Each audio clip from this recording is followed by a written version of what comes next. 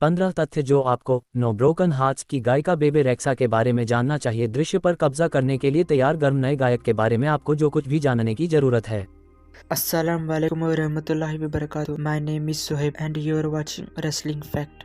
तथ्य संख्या 1, बेबे रेक्सा कहाँ से है। रेक्सा का जन्म ब्रुकलिन, न्यूयॉर्क में 30 अगस्त 1989 को हुआ था। हालांकि वह आंशिक रूप से अल्बानियाई हैं। उसके माता पिता 1980 के दशक में अमेरिका आ गए थे। तथ्य संख्या 2, आप उसके नाम का उच्चारण कैसे करते हैं। बेबे के पहले नाम का उच्चारण किया जाता है, जबकि उसके उपनाम का उच्चारण जैसा दिखता है वैसा ही किया जाता है। उसका असली नाम ब्लेटा है, जिसका अल्बानियाई में अनुवाद भोरा है। तथ्य संख्या 3, उसने एमिनेम और रिहाना की स्मैश हिट द मॉन्स्टर लिखी थी। रेक्सा अपने व्यक्तिगत लक्ष्यों को गुलाबी स्टिकर के एक पैड पर लिखती थी, जिसमें से एक अंतर्राष्ट्रीय स्मैश लिखने के लिए था। इसे लिखने के कुछ ही समय बाद उन्होंने ग्रैमी विजेता गीत द मॉन्स्टर लिखा, जो उनके पहले एल्बम के लिए था। तथ्य संख्या 4, उसने इग्गी अजलिया का नया ट्रैक टीम भी लिखा था। बेबे एक स्थापित गीतकार हैं और उन्होंने तिनशे, सेलेना गोमेज, मार्टिन गैरिक्स और निक जोनास के लिए हिट गीत लिखे हैं। तथ्य संख्या 5, बेबे का सबसे बड़ा संगीत प्रभाव R&B लॉरेन हिल की रानी है। AXS से बात करते हुए गायिका ने खुलासा किया कि वह लॉरेन हिल, बॉब माले, मैडोना, ब्लॉडी, अलनीस मोरिसेट और कोल्डप्ले जैसे कलाकारों से बेहद प्रभावित हैं। तथ्य संख्या 6, बेबे की लंबाई कितनी है। 1 मीटर 66 सेंटीमीटर 5 फीट 3 की लंबाई में बेबे औसत सेलिब्रिटी से 5 सेंटीमीटर छोटी हैं। मूल रूप से वह छोटी है। तथ्य संख्या 7, बेबे ने सर्वश्रेष्ठ किशोर गीत लेखक जीतने के बाद संगीत उद्योग में अपनी शुरुआत की।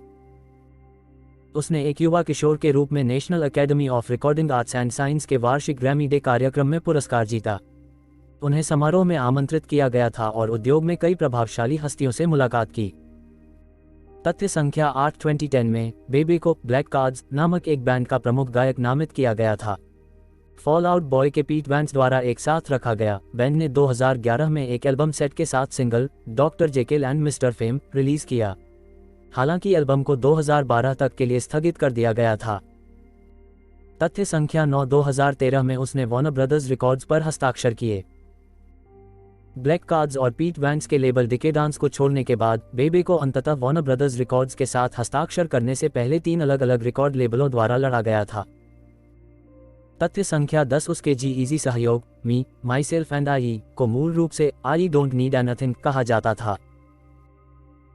ये गीत मूल रूप से उनके अपने एल्बम के लिए था, लेकिन बेबे के लेबल को यकीन नहीं था कि ट्रैक पूरी तरह से उसके लिए था, इसलिए उन्होंने इसे जी-इजी को भेज दिया, जिन्होंने छंदों पर रैप किया और अपने दूसरे studio album when it's dark के लिए दावा किया। बाहर। तथ्य नंबर 11, एमिनेम की हिट मॉन्स्टर लिखने के बावजूद बेबे रैपर से कभी नहीं मिली और गायक ने रिहाना से केवल 2 बार मुलाकात की है। न्यूयॉर्क डिपार्टमेंटल स्टोर में एक परफ्यूम गर्ल के रूप में काम करने के दौरान वह पहली बार रे से मिली और फिर सिंगल रिकॉर्ड करने के लिए स्टूडियो में उनसे दोबारा मिली। तथ्य संख्या 12, बेबे का पहला ट्रैक नो ब्रोकन हार्ट्स दूसरी बार है जब उन्होंने निकी मिनाज के साथ काम किया है। उन्होंने पहली बार डेविड गुएटा के 2015 के ट्रैक हे मामा में रैपर के साथ काम किया, जिसे उन्होंने चित्रित किया और सहलेखन दोनों किया। तथ्य संख्या 13, बेबे रेक्सा की कुल संपत्ति क्या है। वेबसाइट fancyNetwork.com के मुताबिक बेबे की संपत्ति फिलहाल $50 लाख है। तथ्य संख्या 14, बेबे रेक्सा को इंस्टाग्राम बहुत पसंद है।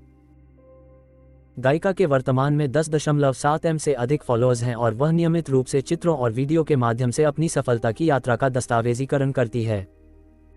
तथ्य संख्या 15, बेबे एली गोल्डिंग के साथ दौरे पर जा रही हैं।